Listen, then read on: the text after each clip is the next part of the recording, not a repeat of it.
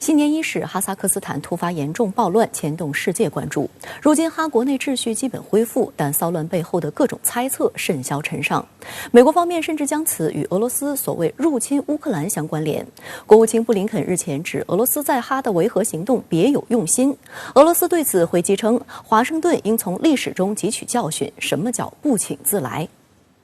周六，俄罗斯总统普京再次与哈总统托卡耶夫进行通话，双方就采取措施维护哈国内秩序交换了意见。托卡耶夫感谢吉安组织及时提供维稳协助，并建议在未来几日内召开成员国领导人视频会议。另据克里姆林宫网站消息，当天稍晚时候，俄罗斯、白俄罗斯和亚美尼亚三国领导人在吉安组织框架下通话。三国领导人认为，哈萨克斯坦局势趋于缓和及正常化，并再次由轮值主席国亚美尼亚组织吉安组织领导人视频会议。观察指出，吉安组织在哈萨克斯坦局势完全失控以前迅猛行动，发挥了十分突出的作用。尽管这是吉安组织成立20年以来第一次向成员国派出维和部队。2010年，吉安组织仿照北约组建快速反应部队，以应对区域内的突发事件，成为这次得以快速派出维和人员赴哈萨克斯坦的关键。其中，俄罗斯维和人员8小时完成集结。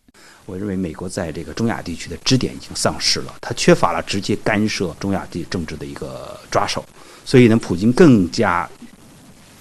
有自信控制哈萨克斯坦的这样一局势，避免出现一个新的乌克兰，是一个动荡的这样一个国家啊。我认为普京只有内外两种考虑，我觉得普京决定要迅速出兵，而且呢要坚定的这个采用强力手段来控制局势。我认为这也是普京从这个全球政治从地区安全的角度出发做出一个决定。目前，哈萨克斯坦仍未取消紧急状态令，但局势已趋于稳定，社会秩序逐渐恢复，商业活动得以恢复，部分国际航班也将陆续复航。在最大城市阿拉木图，也是本次暴乱最为激烈的地方，农贸市场等重新营业，民众纷纷上街购买日常用品。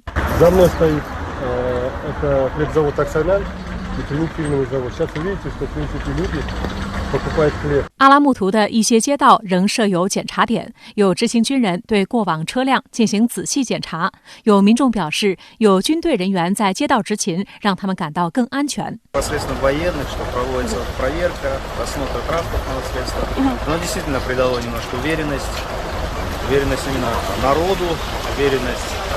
нашим арендаторам, которые как-то более проще стали ходить. Потихонечку, я думаю, придем в нормальное русло. 哈萨克斯坦总统托卡耶夫表示，将在那些局势稳定的地区逐步取消紧急状态。他周六主持召开紧急行动指挥部会议，要求在吉安组织维和人员协助恢复秩序的首都地区，所有哈萨克斯坦公职人员都要紧急和高效工作。政府的立场十分坚决，我认为这是控制局势的一个非常明显的一个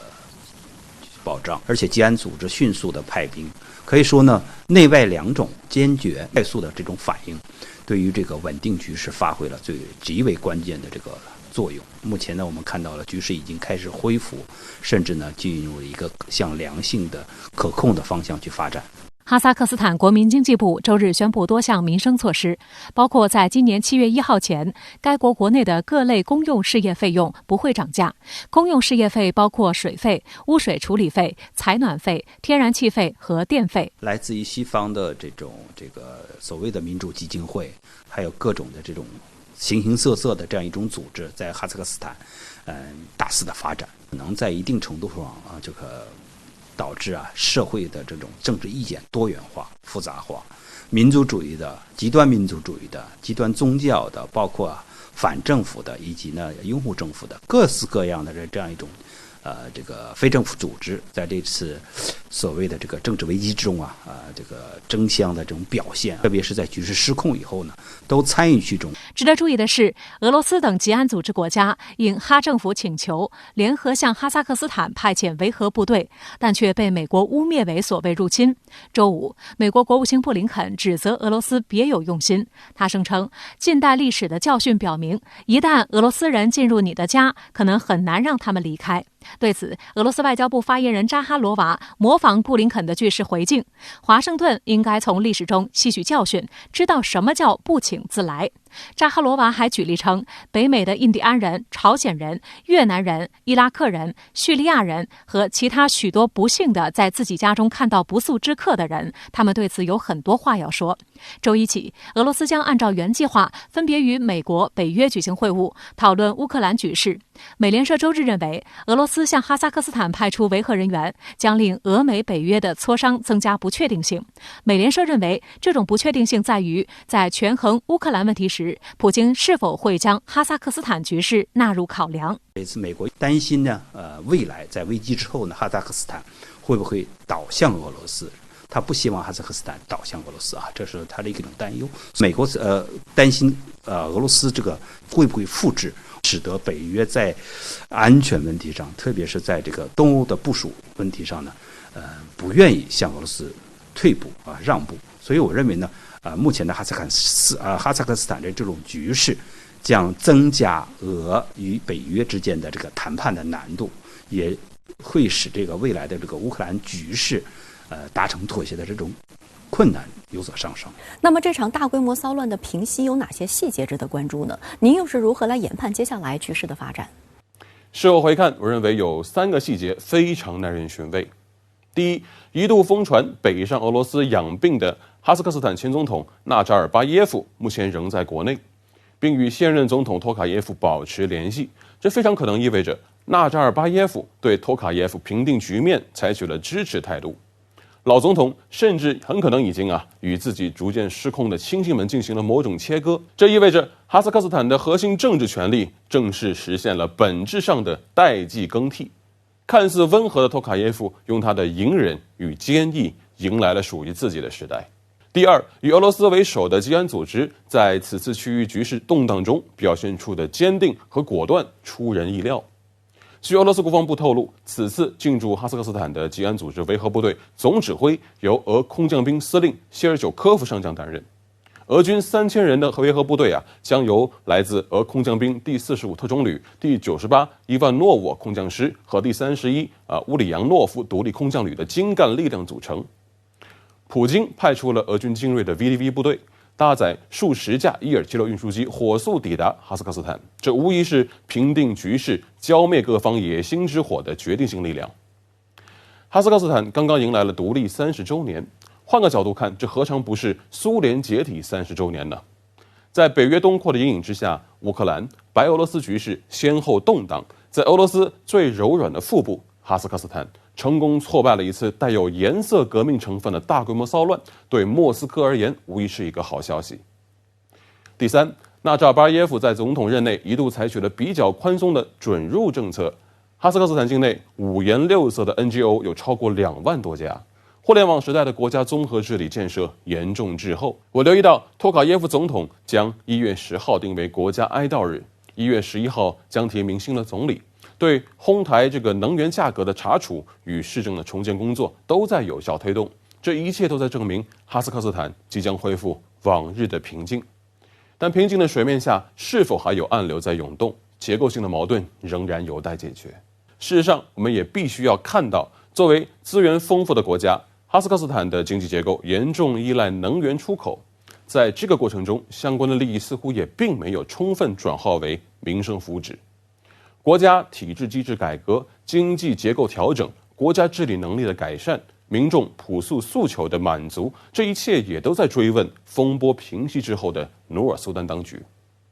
邻国是搬不走的，我们衷心希望哈萨克斯坦能够好起来。好的，也谢谢吴先生跟我们共同在线分享您的观点，谢谢。应美国会众议院议长佩洛西邀请，总统拜登将于3月1日向国会发表他的首次国情咨文演讲。这一日期不太寻常，较通常时间晚了几周，也是美国历史上最迟的一次。对此有分析就指出，3月1日是国会中期选举开跑的日子，拜登政府希望通过陈述政绩助力民主党议员选举。不过，执政将近1年，拜登在内政外交上的表现不尽如人意，支持率跌至历史新低，这也是导致国情咨文难以下笔的重要原因。佩洛西周五致信拜登，邀请他于今年3月1号在国会两院联席会议上发表国情咨文讲话。白宫随后发表声明称，拜登接受邀请，将在3月1号发表就任后的首次国情咨文讲话。国情咨文演讲是美国总统每年在国会联席会议上就国情、国家优先事项等向国会提供的当面报告，是美国传统中盛大而隆重的政治秀场。但近年来逐渐变味。2020年和特朗普水火不容的佩洛西就曾把特朗普交到他手上的讲稿副本撕毁，这一演出震惊美国舆论。 Thank you, God bless you, and God bless America. Thank you very much.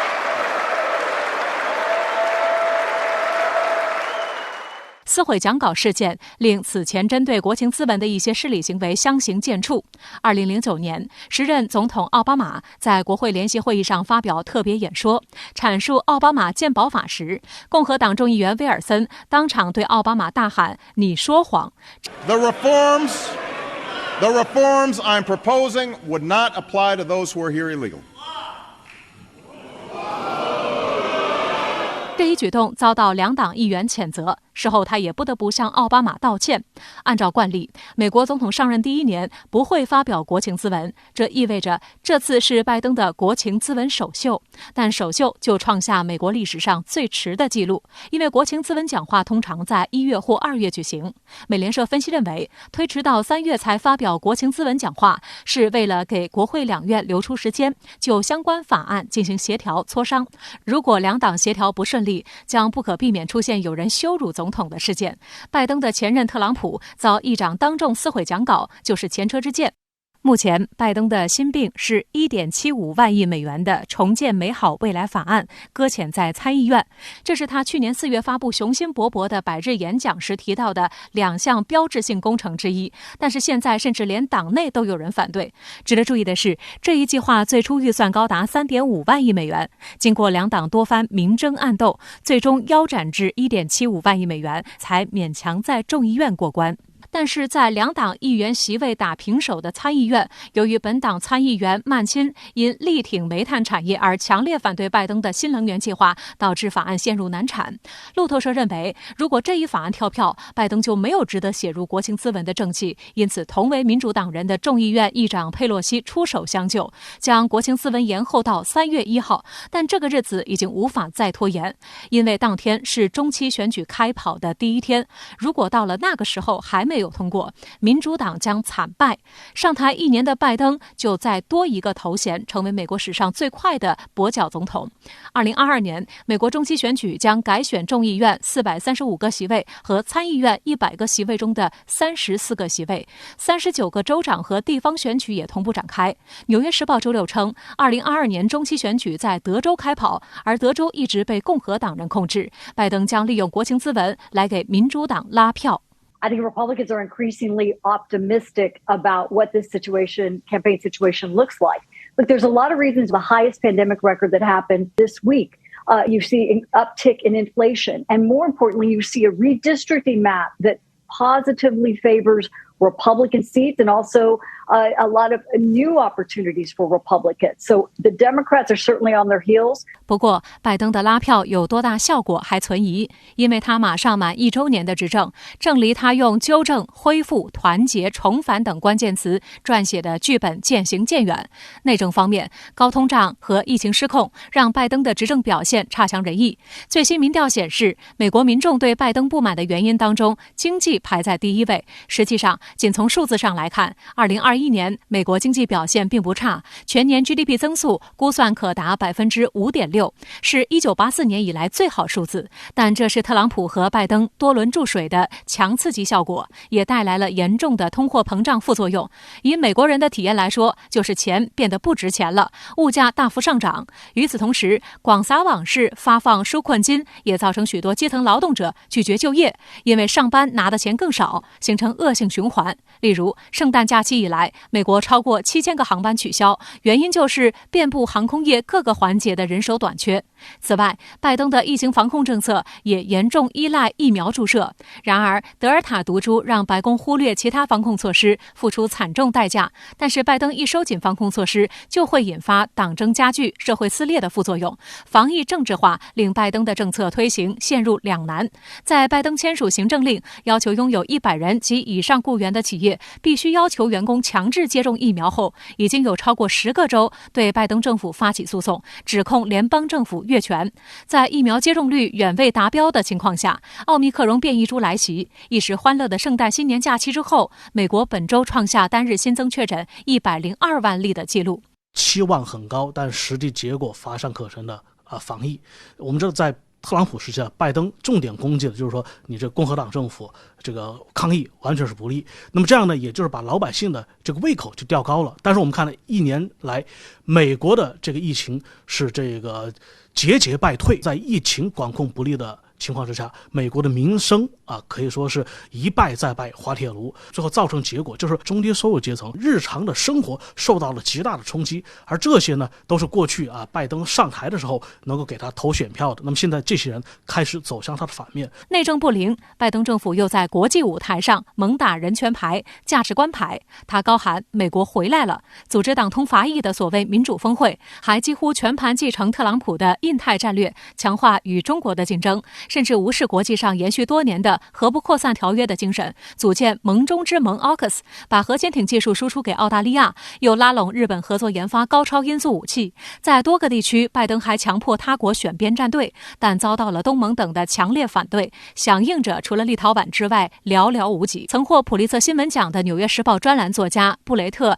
斯蒂芬斯在拜登又一个失败的总统一文中犀利地指出，曾标榜自己是转型总统的拜登原本应该带领美国恢复尊严和审慎，但拜登却用实际行动证明他固执但摇摆不定，雄心勃勃但无能。从阿富汗撤出剩余部队的决定毫无理论价值，该决定所依据的军事和情报假设也存在严重缺陷，执行方式是对国家的羞辱和道德上的背叛，时机更是灾难性的。但拜登似乎是美国最后一个意识到这些的人。内政外交表现不佳，美国人的眼睛是雪亮的。刚刚当选时，拜登经历了蜜月期，支持率保持在54%左右。不过形势在去年8月底阿富汗失败的撤军部署后急转直下，如今更是创下新低，只剩43%。这个表现比前任奥巴马、小布什、克林顿在同期的表现都要差，仅高于特朗普的38%。对即将到来的中期选举而言，这是不祥之兆。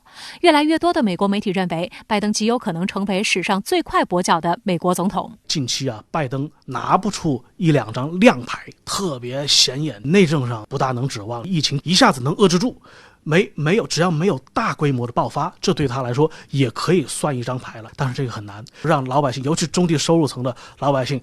立马解决他的这个油荒、气荒和日用品的这个供应不足，这基本上也不能指望。所以综上所述我们讲大概率来讲，这次拜登的这个中期选举会对他非常不利。那么结果呢，就是造成一个跛脚总统。下个话题来连线特约评论员陈斌。陈先生你好。美国总统拜登将于3月1日到国会发布国情咨文，是历史上最晚的一次，这是为什么呢？美国总统的国情咨文它是有历史渊源的。从1934年起，通常是1月份发布。拜登总统上台以后好像什么事儿都挺迟缓迟钝的。他就任后的首次国会演讲是2021年的4月28日。在去年的国会演讲中拜登提出了数万亿美元的开支计划，被看作是自1960年代以来对美国社会福利的最大刀阔斧的改革方案。那么今年的国情咨文中拜登要说的主要内容就是对过去1年的成绩总结和新的立法计划。但是拜登能有什么样的成绩可讲呢？除了外交上的美国回来了，他还能讲什么呢？这内政是比较差的，特别是国内经济和疫情防控。拜登的2项万亿方案得到了国会的通过， 1.9万亿美元的新冠纾困方案和 1.2万亿美元的基建计划。但是最具指标性的 1.7万亿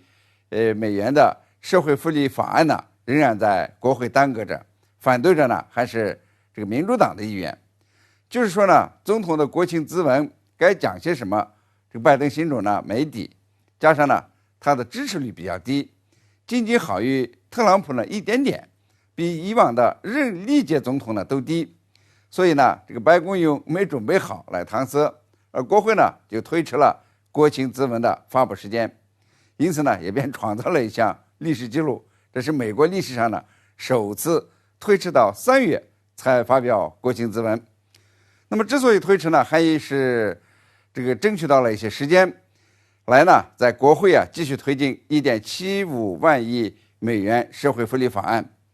当然呢，奥密克戎这个病毒这个袭击美国，导致确诊人数激增，恐怕也是这个国情咨文推迟发表的原因之一。另外呢，这个选择3月1日作为国情咨文发表时间，也有中期选举的考虑。那么从3月1日起呢，美国中期选举就要拉开战幕了。众议院全部435席和参议院约1/3的议席共34席呢，都要进行改选。那么很显然呢，拜登呢要在这个时间点上发布国情咨文，以好消息呢来启动中期选举，来迎接民主党执政1年来面临的大考。您又是如何来看待拜登政府1年来的成败得失呢？为什么美国人对自己的民主制度忧心忡忡呢？拜登就职即将满1年，那么回过头来呢，看他的成败得失，那么给人的整体感觉是，这个拜登呢又是一个失败的美国总统。这话呢是《纽约时报》在2021年的9月份就说的，说一个已经降格的国家呢，正在由一位降格的总统掌管着。那么1年前美国人呢曾经是希望拜登入主白宫以后，能让美国恢复其尊严和审慎，但现实中的拜登却是固执但摇摆不定，雄心勃勃但无能。要是更具体的来说，拜登政府1年的成败得失，那么成呢在于美国和盟国的关系拉近了，不再是孤家寡人的美国第一。那么败呢就在于美国霸权能力下跌，这个美国的民主成为这个衰落和失败的一个代名词，与中俄等大国的关系呢也是日趋紧张。德呢在于通过2项万亿级的开支法案，美国经济出现了复苏的势头，但是呢也出现了高通胀、劳动力不足的现象。这失呢就在于失信于民，特别是在疫情防控上不比特朗普更好，所以呢这个拜登的支持率就很低。那么从去年8月跌破50%以后，一路下行，到目前呢是43%。那么要说拜登政府最大的失败呢，就是至今呢无法对美国民主做出改善。不要说世界了，就连美国人呢都对美国民主是忧心忡忡，担心呢哪一天就会爆发内战。一些严肃的学者，还有一些前总统等政要呢，都对美国的民主持悲观态度，认为美国在维护良好民主实践模式方面呢，它的公信力已经被粉碎了。有的人呢还预言呢，2025年美国民主将崩溃，2030年呢，美国很有可能实行右翼独裁。那么拜登认为呢，要是对美国民主的漏洞不加以弥补，美国呢发生政治动荡恐怕是难免的。那么在国会山暴乱1周年之际美国人呢开始反思自己的制度，但是没有人知道，要是下一次大选出现不承认大选结果该怎么办？会不会呢发生反政府的这个暴力革命？这个美国民主今后怎么走？还能不能纠错？能不能实现国内和解？能不能消除两党极端化？将是今后一段时间的看点。好的，也谢谢陈先生跟我们共同在线分享您的观点，谢谢。新年伊始，日本政界大谈中日关系。前首相安倍晋三声称要紧跟美国介入台海，还要加强武器研发。岸田文雄一方面称中日关系有紧张感，另一方面又强调要以中日邦交正常化50周年为契机，对中国软硬兼施。所谓的软硬兼施到底指的是什么？在 RCEP 生效后，日本舆论为何出现要求岸田政府改善对华关系的呼声？周永生独家观察。2022年是中日邦交正常化50周年。日本领导人在新年伊始接受媒体采访，对中日关系进行展望。值得注意的是，日本首相岸田文雄渲染中日关系紧张氛围，又声称在对华关系方面要软硬皆施。而日本前首相安倍晋三此前就曾因为关于台海局势的不当言论引发争议。他在最新的表态中着重分析了日美同盟和所谓的印太战略构想。尽管日本在安全和防务领域释放强硬言论，但不可忽视的是，中日之间经济合作的积极进展。区域全面经济伙伴关系协定 RCEP 的正式起航，就被认为将大大助推中日关系和东北亚局势的稳定性。2022年伊始，日本首相岸田文雄在1月1号播出的一档广播节目里谈到中日关系。日媒报道称，2022年是中日邦交正常化50周年，但岸田表示，日中关系现状颇具紧张感。他指出，2022年是日本外交的关键年份，日本需要对中国软硬兼施。所谓的硬，岸田重点提及钓鱼岛等问题。他声称，日本必须向中国严正地提出问题。日本共同社周六引述政府人士的一篇报道，呼应了岸田文雄的表态。这篇报道指出，2021年驶入钓鱼岛附近海域的中国海警局舰船共有29天接近了日本渔船，这一数字是上一年的约2倍。报道声称，中国2021年2月起施行允许海警使用武器的海警法，日本政府对海警活动趋于活跃提高了警惕。钓鱼岛问题本来中日两国呢是可以相对平稳的维持现状的，但是从去年下半年到现在呢，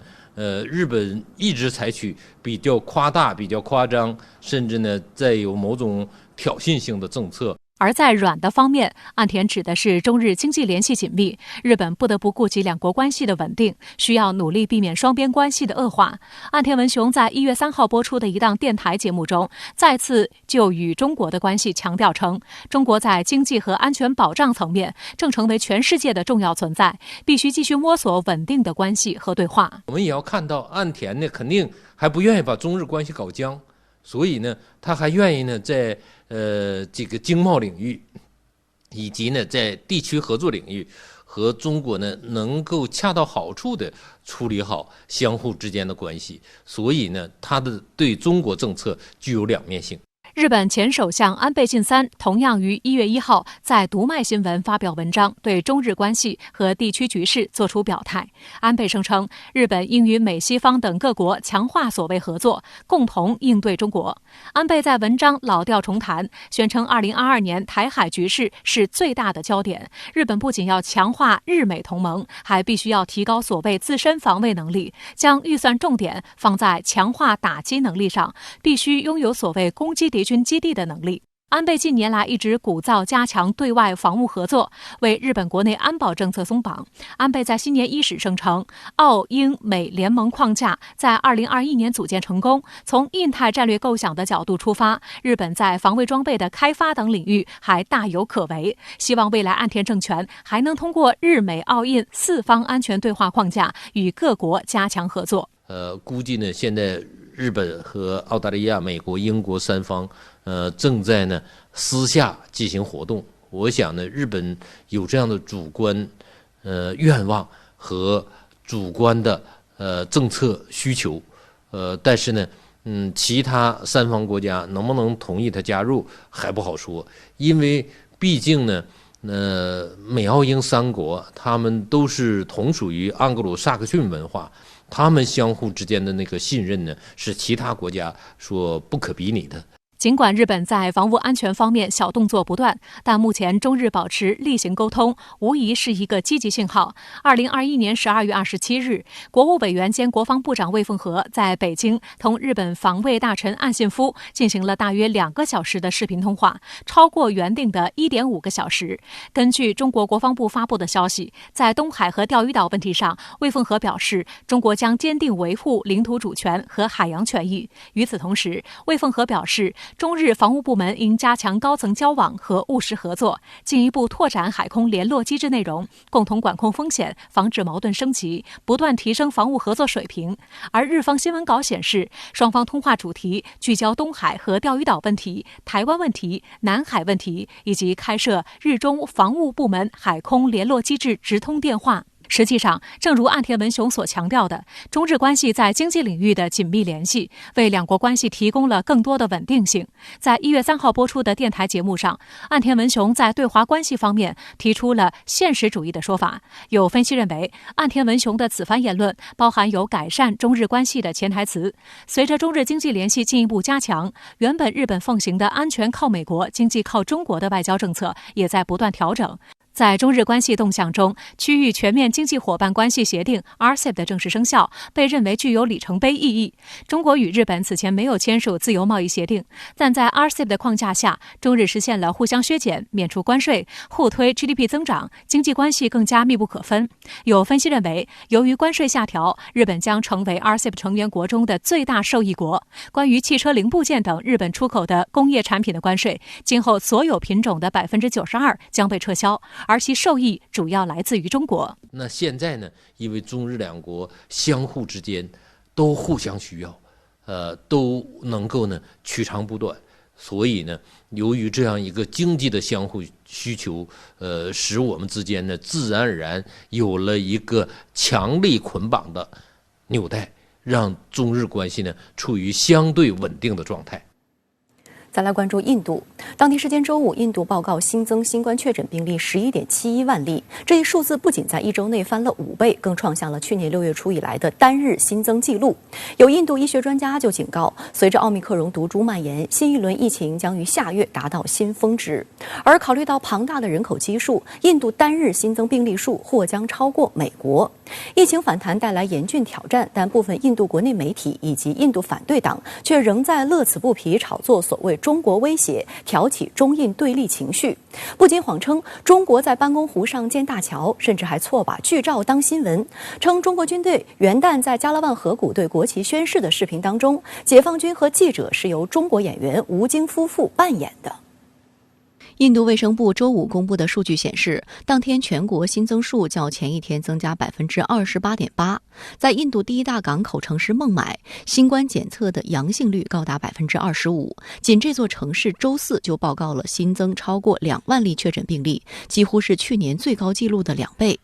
印度国家流行病学研究所前所长医学博士古普特表示，按照目前的增长态势，印度很快就会打破纪录，并在今年2月初达到新的峰值。古普特还预计，考虑到人口规模，印度的疫情增长态势很可能会超过美国。1月4日，美国日增确诊病例数创下了惊人的102万例纪录，此后数天依然保持在高位。面临疫情反弹带来的严峻挑战，部分印度国内媒体却仍在炒作中国威胁，挑起中印对立情绪，引发印度国内一阵政治喧嚣。新华社报道，今年1月1日，在海拔4000多米的加勒万河谷，刻有“大好河山，寸土不让”字样的岩壁下，数十名中国边防战士庄严肃立，他们面向一面鲜艳的5星红旗宣誓，并向祖国人民送上新年祝福。不过，为了抹黑中国军队元旦在加勒万河谷亮国旗宣誓一事，部分印媒最近想出了办法，竟发文称视频中的解放军和记者是中国演员假扮的。新印度时报和印度右派门户网站 Opindia 周四报道称，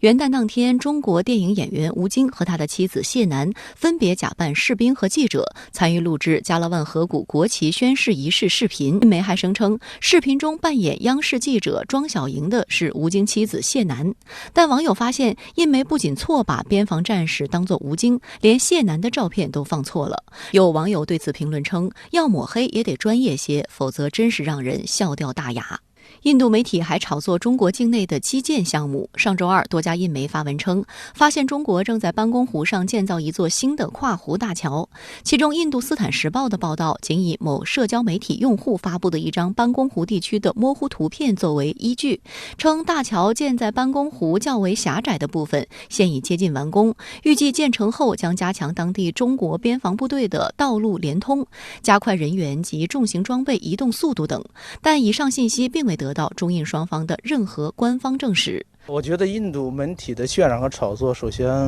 不是个少见的事情，也就是说比较频繁。印度的当局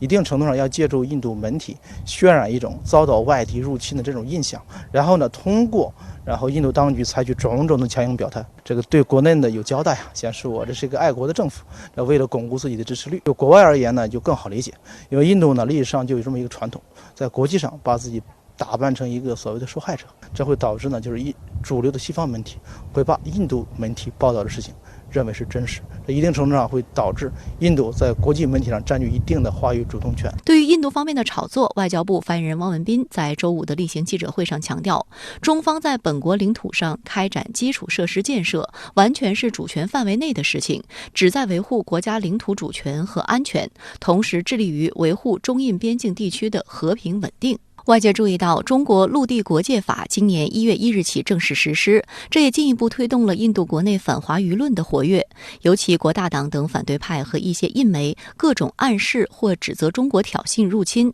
同时把矛头指向执政的印度人民党，批评莫迪政府对华投降，甚至牵连到中印军队新年互赠糖果。这一被认为互施善意的新年传统项目，也被说成是莫迪政府对华软弱。分析认为，一方面是印媒为了迎合印度国内外反华情绪，另一方面反对党为了政治私利而大肆炒作涉华议题，借此猛烈攻击莫迪政府，为了反对而反对。这种氛围之下，中印士兵互赠糖果的事被上纲上线，也就不足为奇。但类似漠视国家根本利益、破坏中印关系的行为，对印度民众来说百害而无一利。